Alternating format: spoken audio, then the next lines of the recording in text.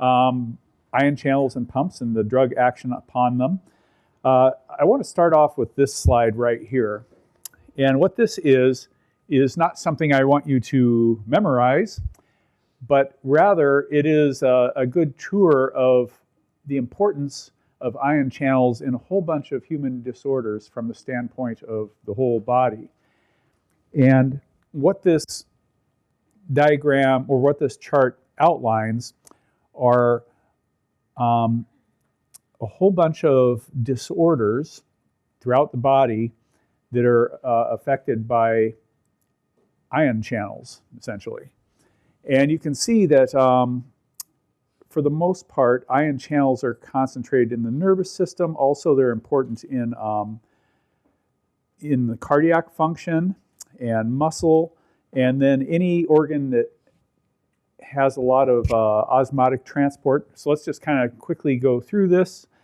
And so there are a bunch of ion channels involved in neurological diseases and syndromes. So for instance, and we have potassium channels, sodium channels, calcium channels, and chloride channels. You can see that a whole bunch of these channels have been implicated as some involvement in epilepsy, others involved in ataxia, difficulty in walking, migraine, so basically CNS diseases, central nervous system diseases. And the peripheral nervous system is also affected by ion channel function very heavily. And so the diseases are pain syndromes and neuropathies where peripheral nerves just don't work well. And so obviously CNS and PNS, these are all ion channels that function in neurons. And we've talked about neurons quite a bit. They're also really important function for ion channels, especially potassium and chloride, in the kidney. And you can see that there are potassium and chloride channels involved.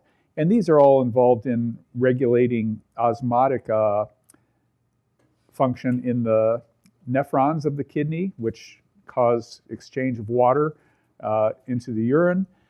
And then today we'll focus probably, about half the time really on heart disease. And you can see, once again, a lot of potassium, sodium, and calcium channels involved. Things like long, short QT syndromes, and also, not really delineated here completely, but disorders of heart rhythm, cardiac rhythm, are really regulated by ion channels.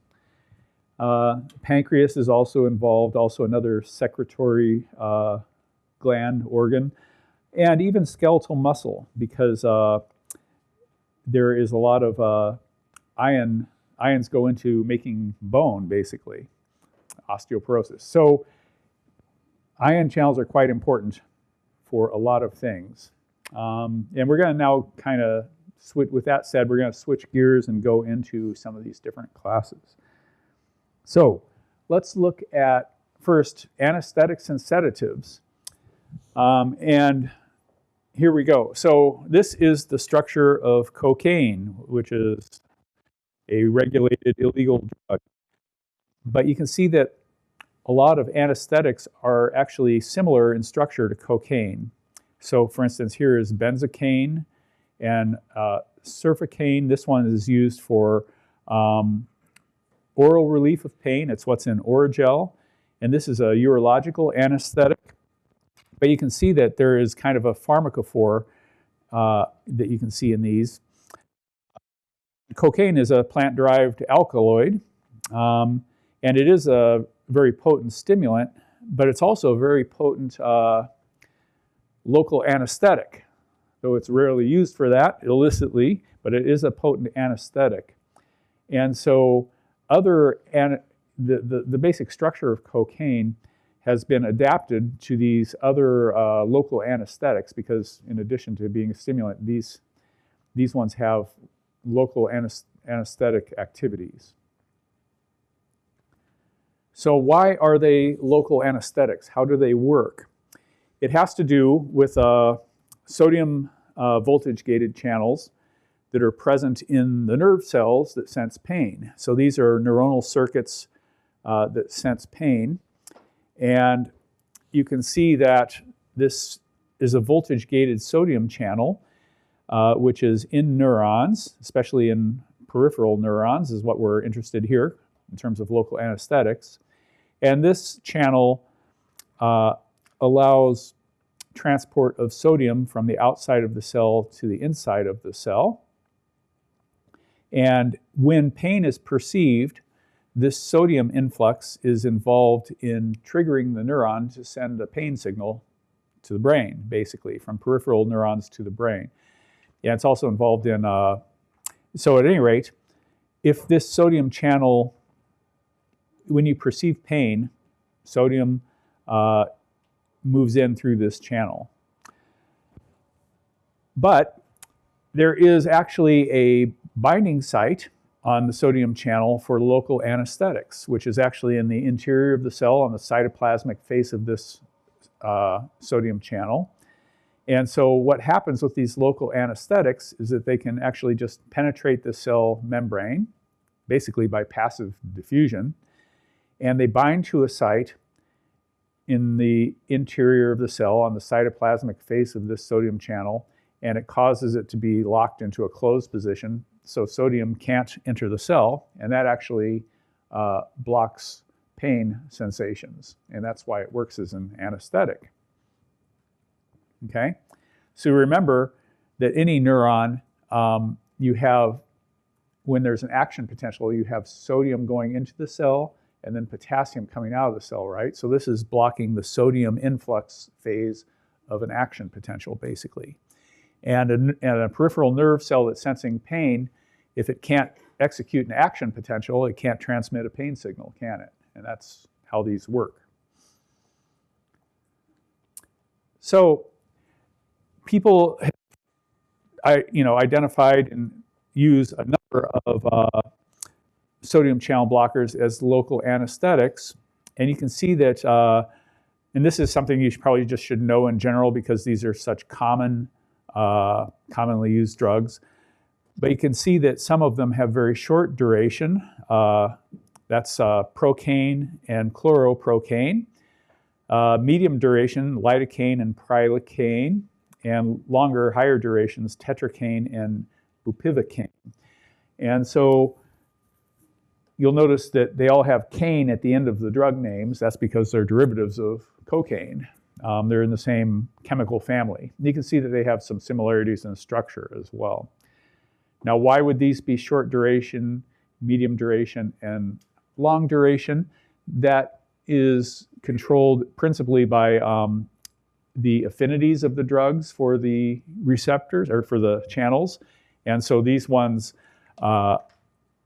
don't stick to the drug binding site for very long. These ones are retained at the drug binding site on the sodium channel for a longer time, and these ones have very high affinity.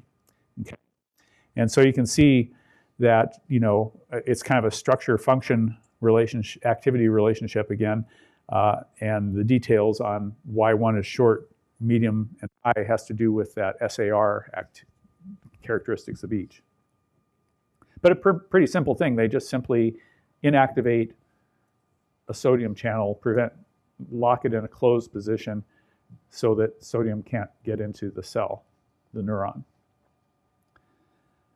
Okay, switching over to another chloride channel.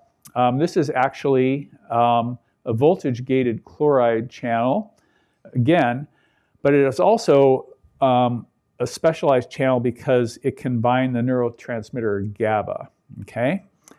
So GABA binding actually, in addition to voltage regulating this channel, is kind of like a combination between a voltage-gated and a ligand-gated channel. It does both. But when GABA binds, that helps facilitate chloride transport. Yeah, I'm sorry, this is a chloride channel. But yeah, it has voltage-gated and ligand-gated regulation. And interestingly enough, these are also in, these can also regulate kind of anesthesia, sedative-like activities. And some interesting things here. The ligand binding sites for various drugs are kind of all over the place on this channel. For instance, this is where ethanol binds. So if you drink, the reason alcohol is intoxicating is that it associates with this GABA chloride channel. And you can see that, for instance, the commonly used anesthetic propofol binds to the same site that alcohol binds, except that propofol is much more strong than alcohol, but it basically can create unconsciousness, essentially. Barbiturates bind on the extracellular side, and interestingly enough, these ones here have to be able to enter the cell and then bind from the interior. This is exterior, the barbiturate binding site. Benzodiazepines also bind this GABA channel, okay? And what you can notice is that if you consider this, you can kind of think in terms almost of orthosteric versus allosteric sites, right? The real orthosteric functional sites are, if from the standpoint of the chloride ion, it's the channel itself. And you can see that things like ethanol and propofol are binding kind of in an orthosteric fashion. They're blocking the normal function, whereas other drugs, such as barbiturates, benzodiazepines, these are binding at different sites, but still modulates the function of the channel. Okay, so most of these are essentially, I guess you could call them all allosteric if you want to define the orthosteric site as a GABA site. But I do want to note that these ones down here, the barbiturates and the general anesthetics, are binding right into the channel area, where others are completely allosteric, in that they bind really different places, notably the barbiturates and the benzodiazepines. So if you've ever, had a drink and have also taken a vaccine, you note that it feels rather similar, right? That's because they're affecting the same channel. So in terms of getting back to sodium channels, it turns out that in epilepsy, sodium channel blockers are quite effective, and here are a bunch of the drugs that are used to treat epileptic episodes. Phenytoin, a whole bunch of others, carbamazepine, I always have a hard time, carbamazepine, oh my gosh, I hate saying that one. But anyway, there are a bunch of these, right? And the reason they work is that this sodium channel is in, well, first of all, let's talk a little bit about epilepsy. A seizure is basically uncontrolled signaling in the brain.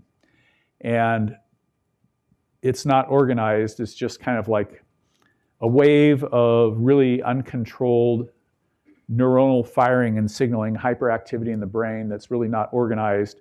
And that's what happens when you have a seizure. So if you look at a synapse of really any of the neurons in the CNS, of course you have the presynaptic neuron and the postsynaptic neuron, and any kind of neuronal signaling involves release of neurotransmitter, in this case GABA and glutamate, and then there are channels that are affected by that activity in the postsynaptic neurons. Here's GABA again. And so, but the key here is that this sodium channel, actually when sodium rushes into the presynaptic neuron, that actually affects the vesicular release of neurotransmitters. So if you block this sodium channel with a drug like phenytoin, it prevents neurotransmitter release. And what this can do in an epileptic seizure is it will bring the seizure under control because you're inhibiting neuronal firing by blocking the sodium channel in the presynaptic neurons. Make sense? So very useful drugs there. Now, just a little bit more about reuptake transporter drugs. We've seen these before, so I'll kind of go through this a little quickly. But once again, SSRIs,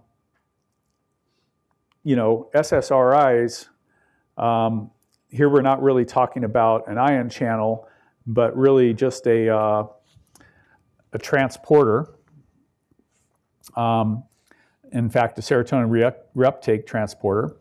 And so here is the synapse, and serotonin is released into the synapse during signaling, and then there are a bunch of receptors for serotonin, and we now know that those come in families. There are a whole bunch of different serotonin receptors. But at any rate, low levels of serotonin in the synapses in the CNS are associated with depression, and the levels of serotonin in the synapse are regulated by two things. One is release of the serotonin into the synapse from the presynaptic neuron, and the other thing that regulates the overall levels is how quickly and how much serotonin is taken back up out of the synapse by the serotonin reuptake transporter. And so SSRIs, selective serotonin reuptake inhibitors, basically block this serotonin reuptake channel, and that's how they work. So if you block that channel, more serotonin accumulates in the synapse, and it seems to relieve depression. Okay, generally these drugs are pretty safe. Okay, so we already talked about cocaine being a kind of having anesthetic properties, but there is actually a second function of cocaine, and that is that it also functions as a dopamine reuptake transporter inhibitor. So just as serotonin has a reuptake transporter, the important neurotransmitter dopamine also has a reuptake transporter, and it's called DAT. Basically, when cocaine binds this,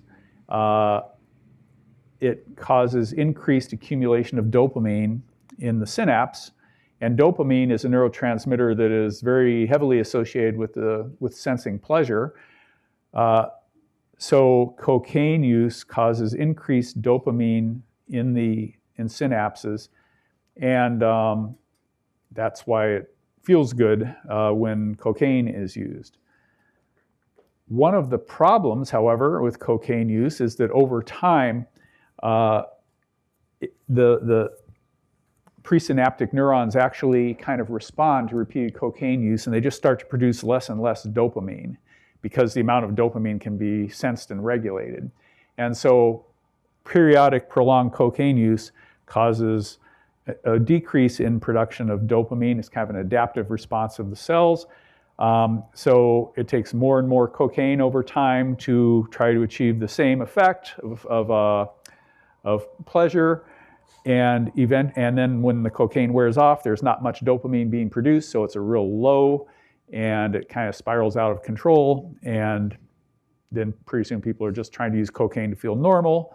But overall, it takes a long time after stopping cocaine use for the whole system to return to normal. And that's why basically withdrawal from cocaine can be very difficult for people. Okay, so that's, the phenomenon of withdrawal and tolerance and addiction. And eventually the only way to feel normal levels of pleasure is to continue to use the drug, so it has addictive properties. So not recommended. Yeah. And now I think we'll switch gears and talk about the heart, cardiac ion channels. So the ion channels are very important in the heart, and just as there are action potentials in neurons, there are also action potentials in the heart. And the reason for this is that cardiomyocytes, the main types of cells in the heart, they certainly act like muscle cells because they can, when they contract, you get the heart contracting and blood is pumped. But cardiomyocytes also have a lot in common with neurons, in that they are cells that can have influxes and effluxes of ions, and they have action potentials. So there's a lot of similarity between muscle cells, in this case cardiac muscle cells, cardiomyocytes, and neurons. They have similar channel regulation. And so this is looking at the action potentials in cardiac cells. And this has all been kind of worked out. Here is a cell in a resting state, and it's a little bit different than a neuron. It's in, negative 96 millivolts, but at any rate, it's a primed and resting state. And then when it decides to contract,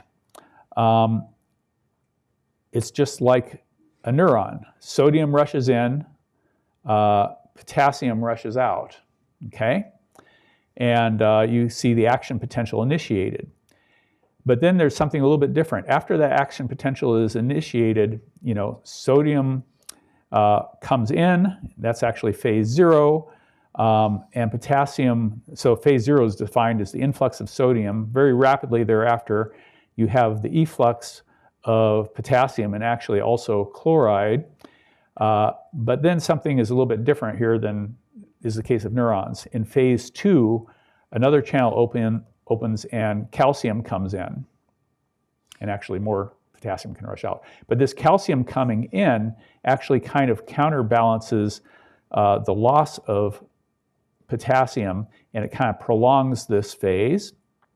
And then finally in phase 3, potassium is ejected from the cell, and the cell is getting ready to get back to resting potential, which is called phase 4, and it's ready to fire again. So very similar to neurons, but a little bit different, and the big difference is this calcium coming in, extending this phase 2. And so phase 2 and 3 are kind of repolarization phases. Phase 0 is firing. That's when the action potential is initiated, and that causes the cardiomyocytes to contract and act as muscle cells. And this efflux of potassium is kind of balanced by an influx of calcium, and it prolongs this phase 2. Okay, so similar to a neuron, but not quite the same. These are muscle cells, not neurons. But if you do an EKG, you can actually end up with a pattern like this, and it's very characteristic. There's a P wave. This part is called the QRS complex, and then a T wave, and this interval here is called the QT interval. And actually, and so this is kind of a normal sinus cardiac rhythm. But this is sort of a collective waveform of the entire heartbeat. And if you sample regions of the heart, you'll find the individual localized action potentials at each of those sites. And so the way the heart contracts is first the atrium contracts, and then the ventricles contract. So the atrium is gathering oxygenated blood from the lungs, and then it contracts and it's pumped out to the body. And then the other side of the heart, you're collecting deoxygenated venous blood from the body and then pumping it back to the lungs to be reoxygenated. So it's physiologically divided into two halves.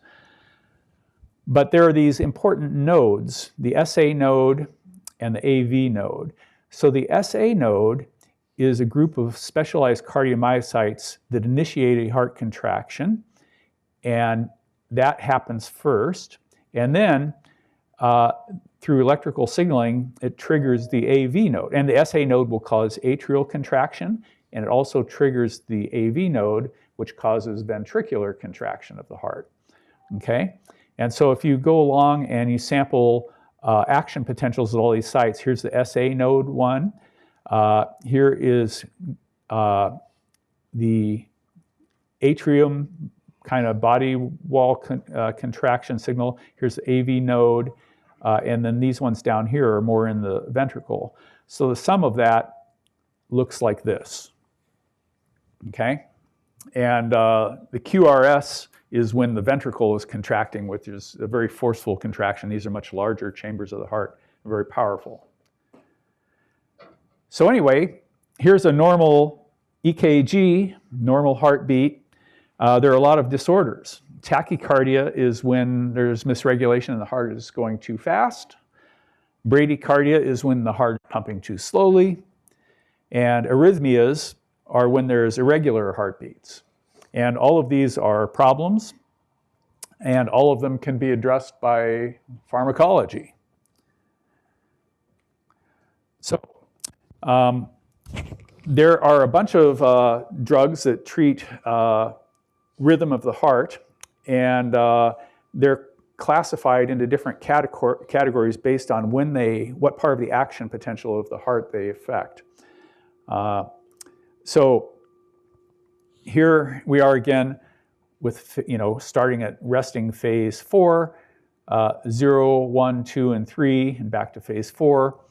And so this classification system is kind of important. It's called the von Willems classification of cardiac drugs, anti-arrhythmia agents. And class 1 are sodium channel blockers. And it's not in any apparent order. I'm going to go through it in order of the action potential components. Class 4 are calcium channel blockers. Class 3 are potassium channel blockers, and class 2 are beta blockers, which is not really a channel. But there are a bunch of drugs, and they're basically classified by which phase and which type of channel they work on, and that's the von Willems classification system. One of the things we need to talk about in order to understand these is the effective refractory period, ERP, and that is the period after a cardiomyocyte has contracted. It's going through an action, it's completed an action potential, the initial one, but during the ERP, you cannot initiate a second action potential. It's kind of recovering and getting ready again, okay? So if the ERP is really long, you could have bradycardia, for instance. If the ERP is very short, you could have tachycardia. It gets ready too fast. And so that can cause, and if it's uncontrolled, you'd get an arrhythmia. So the effective refractory period is a very important thing to consider, and it can be modulated by drugs. So these class 1 drugs, the sodium channel blockers, can alter the effective refractory period, ERP, in different ways. So class 1 drugs are further subdivided into class 1A, 1B, 1C. And these drugs, like lidocaine, for instance, and here's phenytoin again, these ones decrease the ERP. These ones here, quinidine and procainamide, actually increase the ERP, and these ones are a little bit different. But you can see they have some more variable effect. But you can see that they basically, these ones just kind of prolong and make it much slower. So you can see that depending upon the cardiac problem, you would choose one versus the other of these classes, subclasses, to treat the disorder. And they're all modulating the effective refractory period. Now moving on to class 3, these are potassium channel blockers, and they cause delayed repolarization, okay? What that is doing is extending the ERP, right? So these the potassium channels are very important in the repolarization process. And basically, when you treat with one of these blockers of potassium channels, it will extend the action potential, make it longer in duration, okay? So again, that could be useful for something like bradycardia, where the heart is pumping too slowly, for instance. Here are some examples. Amiodarone, sotalol, and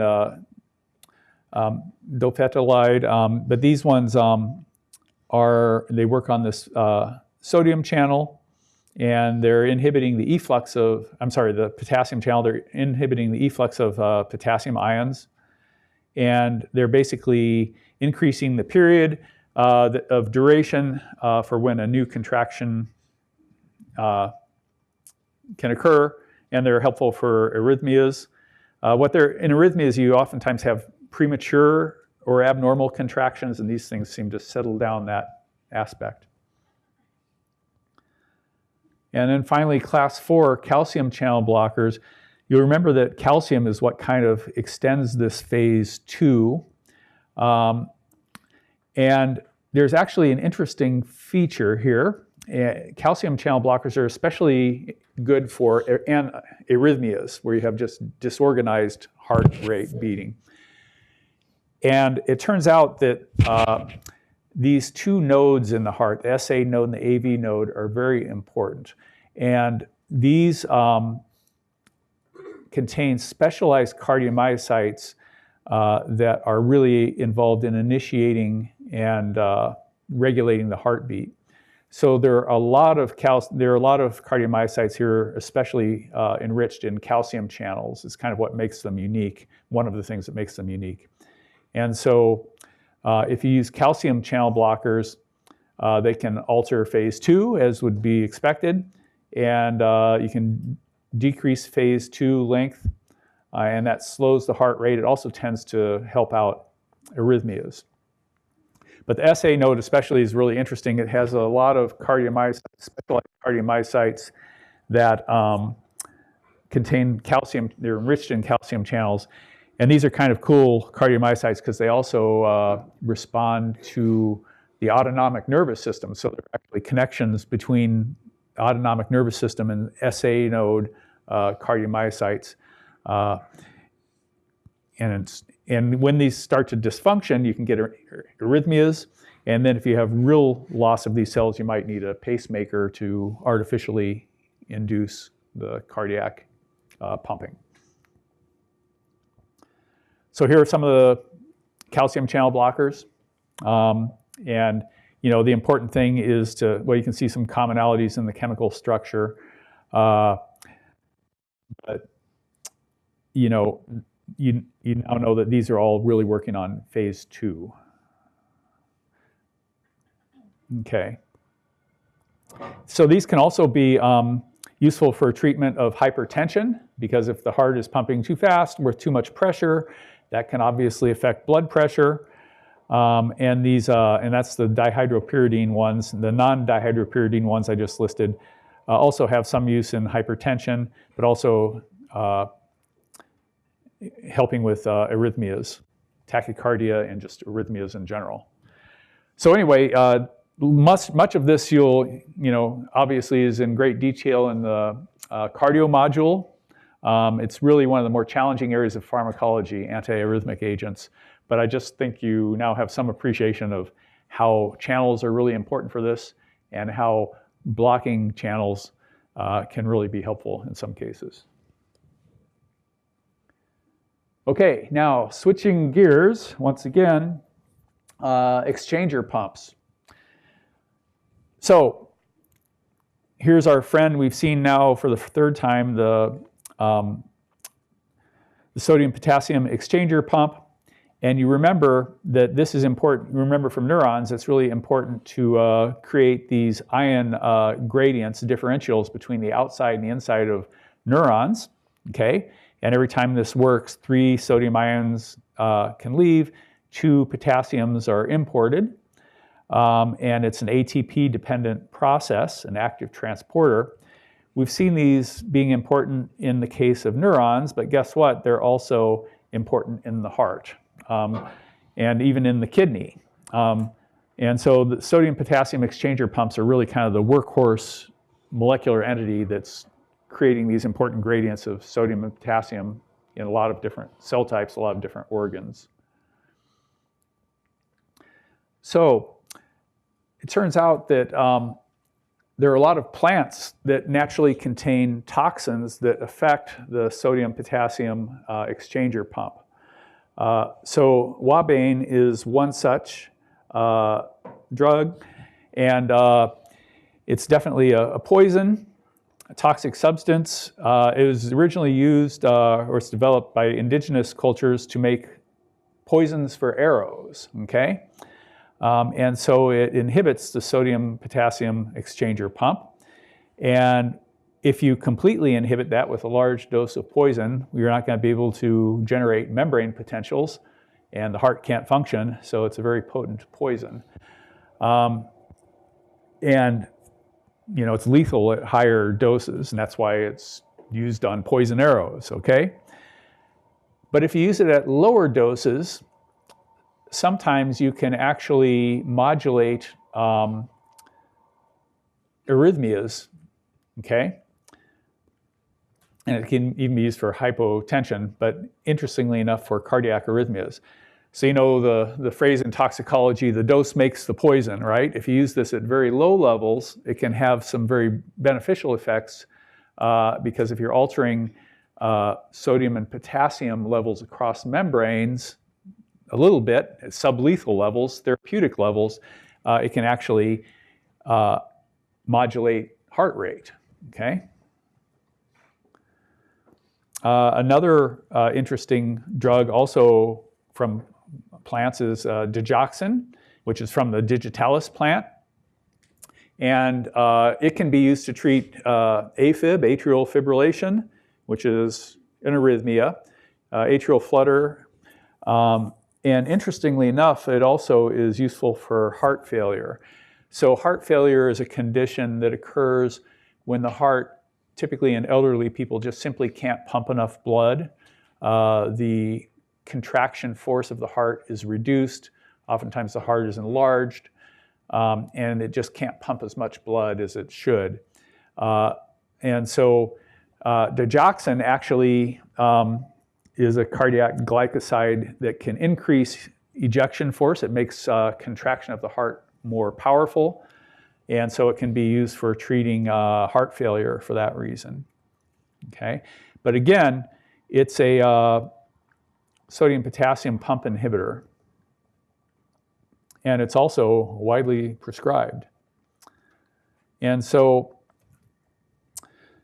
if you, and so here's a diagram showing, calcium and sodium channels, and here is the sodium-potassium exchanger. This inhibits, digoxin inhibits this in cardiomyocytes, and this has some kind of knock-on effects to cause increases in sodium influx, and so it also kind of indirectly affects calcium import. And remember, and so actually increased calcium can prolong that phase 2. So you can get actually a decrease in heart rate, but when the heart does contract, it contracts with more force. And so kind of an interesting effect there, useful for treating heart failure. All right, so we're just kind of jumping around the human body here and looking at different actions of drugs that work on pumps. And now we're going to turn to the stomach and stomach acid, gastric acid. Okay. So the stomach contains these, a lot of specialized cells called gastric parietal cells. And these are cells that contain the proton pump, which we mentioned briefly before. But what they do is, the normal function of these cells is to pump hydrogen ions into the lumen of the stomach, and that makes the stomach very acidic. So this proton pump present in the wall of the stomach secretes hydrogen ions into the stomach and makes it an acidic environment. And that's great because you need that to digest your food. But if it becomes overactive, then you get problems, GI problems, gastrointestinal problems. And it can cause, if a person, for instance, also has an ulcer, that continued high acid environment is going to exacerbate the ulcer. There's also a lot of tendency to reflux this high acid into the esophagus, and you get gastric esophageal reflux disease, GERD, where the stomach acid is being kind of regurgitated into the esophagus, and it starts to degrade the lining of the esophagus. So lots of problems there. So proton pump inhibitors actually inhibit the proton pump that is putting hydrogen ions into the stomach, and since that's responsible for acid, if you use a proton pump inhibitor, a PPI, it makes the stomach less acidic, okay? And you get some relief from these disorders. And so the proton pump responsible for making the acidic pH of the stomach is in specialized cells called gastric parietal cells. And it's a hydrogen-potassium exchanger. It also depends upon ATP to drive its energy. And it's basically pumping out hydrogen ions and taking up potassium ions. And that has the effect of making the stomach quite acidic. And there's also chloride deposition into the stomach, so it's actually hydrochloric acid that's in your stomach, okay? So if you want the stomach to be less acidic, a great drug target is to target the proton pump in gastric parietal cells. But a little bit more, and that's where proton pump inhibitors work, but it's interesting to note that in these gastric parietal cells, there's a lot of other regulation of the proton pump activity in the parietal cell. So for instance, there is hormonal regulation by the hormone gastrin. Acetylcholine actually also affects the activity of this. The histamine receptor, there's a histamine receptor in gastric parietal cells, and that's a GPCR, we talked about that before, with a GS subunit, so it stimulates cyclic AMP production, and that also, through some signaling pathways, regulates the activity of this pump. And so there's a lot of stuff going on here, and so some other alternative approaches, which you'll see in the GI module, are to modulate some of these other activities. But since we're talking just about pumps and transporters, we're going to be focusing on this right here. And so proton pump inhibitors directly affect this, this proton pump in gastric parietal cells. Now there's an interesting thing that you really should know about this, about proton pump inhibitors. They bind irreversibly to the proton pump, which is kind of weird for an inhibitor. It actually covalently links to the proton pump, okay? And so proton pump inhibitors irreversibly bind the pump, and once a proton pump in a gastric parietal cell has a proton pump inhibitor drug bound to it irreversibly, that particular proton pump is permanently disabled. It will never pump hydrogen ions again. It's just taken completely out of action, okay? It does have the effect of preventing movement of hydrogen ions into the stomach, and it just blocks acid secretion. So if you're permanently disabling a proton pump, obviously the dosage is very important, because you don't want to disable all the proton pumps, do you? Because then you would not be able to have any stomach acid at all, right? So you have to find a dosage that's going to disable a therapeutic number of proton pumps, but you don't want to overdo it, or you would just eliminate acid secretion in the stomach, and then you can't digest food, and that would be a problem. So there's kind of like a dosing sweet spot in the middle because of this. And since the mechanism of action of proton pump inhibitors is irreversible inhibition of the proton pumps, the way that the stomach recovers from a dose of proton pump inhibitors is that the gene for the proton pump inhibitor is activated, mRNA is made, and brand new proton pumps are made, brand new proteins, and those will eventually replace the disabled proton pumps, okay? So the recovery is really kind of long-term. You need to make new proton pumps to replace the pharmacologically inhibited proton pumps. Make sense, you guys? And so it's true that, you know, drugs like, you know, omeprazole, you know, Prilosec, you can buy them over the counter now. Dosing is typically once a day, but what you're doing with a dose is permanently disabling a certain number of proton pumps, and over a period of days, you kind of get up to a steady state, and you want a little bit more inhibition of proton pumps than there is production of new proton pumps. So it's some kind of interesting pharmacokinetics. But the pharmacokinetics are driven, in this case, by the rate of synthesis of new proton pumps and the rate of removal of disabled proton pumps that are bound to these drugs. Okay, so that's kind of a new one there. And there's kind of an interesting thing too. It turns out that these proton pump inhibitors, they bind to the proton pump once they reach gastric parietal cells, and the actual covalent binding of these proton pump inhibitors to the proton pump requires an acidic environment for that chemical reaction to occur, okay?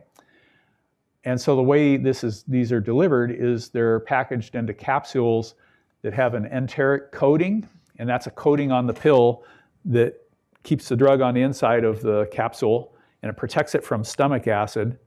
And so it passes all the way through the stomach and into the intestine, and then it dissolves in a less acid environment, and the drug is then put into the bloodstream, and then it finally, through the bloodstream, makes it to a gastric parietal cell, and then once it's released into the area in the vicinity of the proton pump, now it's an acid environment, and it cross-links to the proton pump. So a really circuitous route. You have to get it through the digestive tract, protect it from acid, then with an enteric coating, then get the drug into the bloodstream, and then finally, after all that long travel, the drug finally cross-links to the site because of the acid environment. So pretty weird story there, but kind of a cool one. And so there are a whole bunch of these proton pump inhibitors, and these are some here, and they all end in they all have the various prazoles, omeprazole, esomeprazole, etc. And so if you see prazole at the end of a drug name, you know it's a proton pump inhibitor. Okay. So they treat, these PPIs treat gastroesophageal reflux disease, which I just mentioned, which is called GERD, erosive esophagitis, actually duodenal ulcers, which are in the duodenum, not the stomach per se. They're also useful for people with ulcers. So it turns out that ulcers are really caused by most often by an infection with Helicobacter pylori, which causes wounds in the stomach. But once an ulcer has been made, it's a wound in the stomach, now the interior substratum is now accessed by acid in the stomach. So people with ulcers can get some relief by lowering acid levels in the stomach with proton pump inhibitors. And then if you treat with an antibiotic at the same time, you can get good ulcer recovery. So that's a case of using two different approaches, an antibiotic and a proton pump inhibitor, a dual treatment for these H. pylori induced ulcers. Okay, I think that's it. Wow.